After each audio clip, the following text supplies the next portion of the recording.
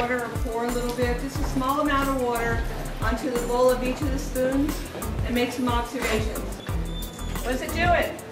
Rolling around on the spoons. Rolling around, the water's rolling around on the green spoon. It's acting like a bead. It's acting like a bead on the green spoon. What's it doing on the tan spoon or the other color? Clinging. Kind of clinging, right? Try some more. Add a little bit more water. How much water can you add more water to the tan spoon? Will it behave like the green spoon? No. All right. If I tell you that one of these spoons is coated with sand from the beach, which one would that be? What's your evidence? That's the color of beach sand, right? Not usually green. What's your other evidence? Because beach sand, the water sort of just goes, lays on it, goes back off, goes in, goes out, right? Just sort of there. It doesn't ball up like the green one. So, the green one is also coated with sand. The question is, how is it different? There's something else with it. What kind of thing is with it? A coating. A coating. What kind of coating? Hydrophobic. So you see, you can teach hydrophobic, hates water. What else could you teach? Adhesion. Adhesion. What else could you teach? Describe the coating.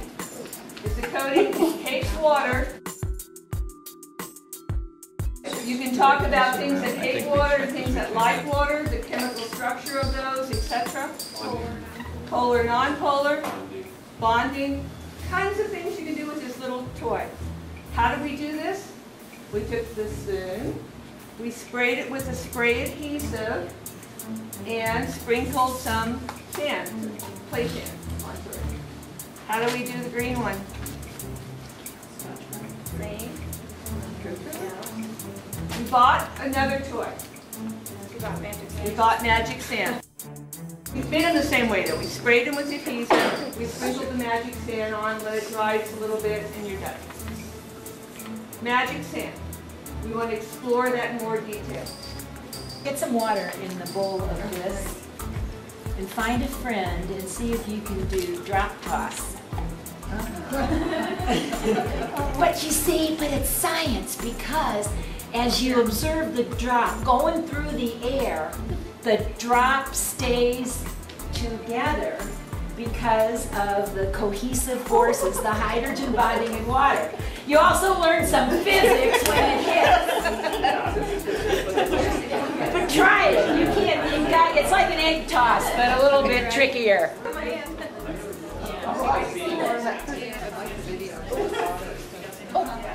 Oh, I got it. That's pretty cool, right? And you got to experience it. And see, that's why we did that.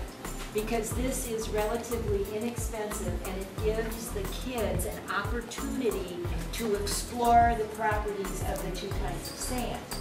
If we're doing this in front of your students, it's, you're doing a demo, but the thing to remember as you do demos, and you have to choose them wisely, you're the only one getting to do something.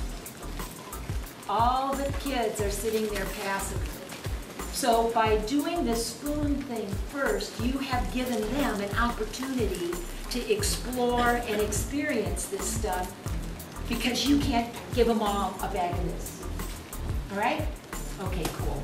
So you got your water, right?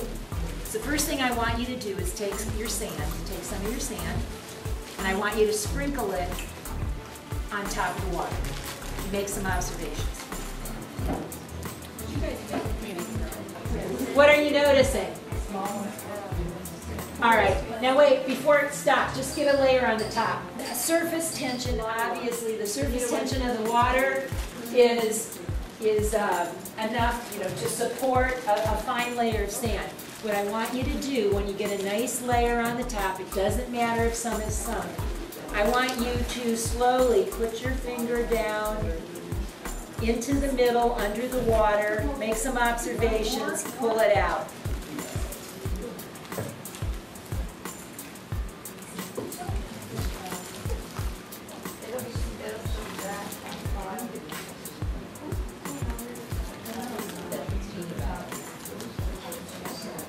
what did you notice about your finger when you pulled it out? It's what? It's dry because the sand is hydrophobic. All right? It allows your finger to remain dry. All right, so now you're free to add as much sand as you want and explore.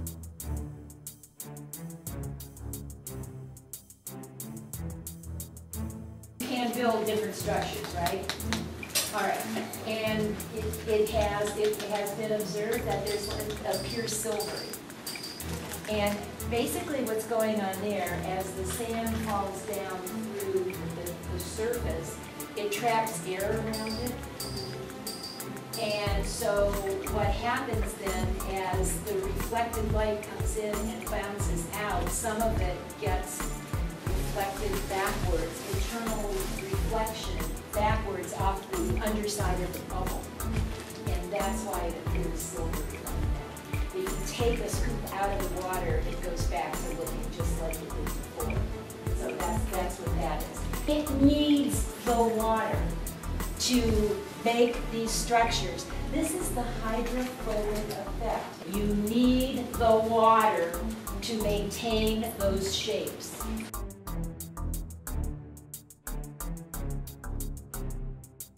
I poured a clear colorless liquid on this.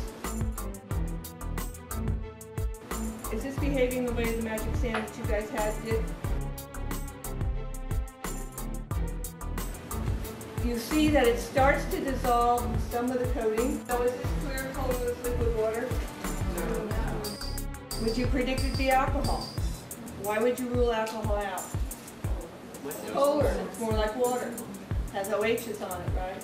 But it does not have the same capturing of the air, nor does it have the same hydrophobic effect that water has. So in order to have the hydrophobic effect, you need water. I'm going to pour in some water.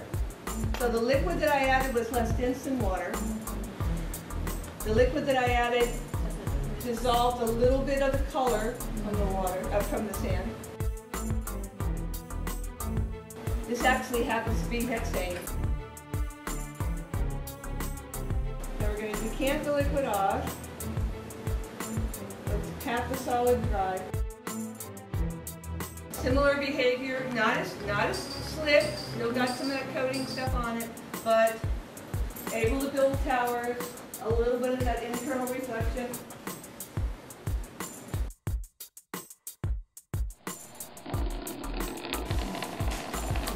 I will tell you, they will not forget polar or non-polar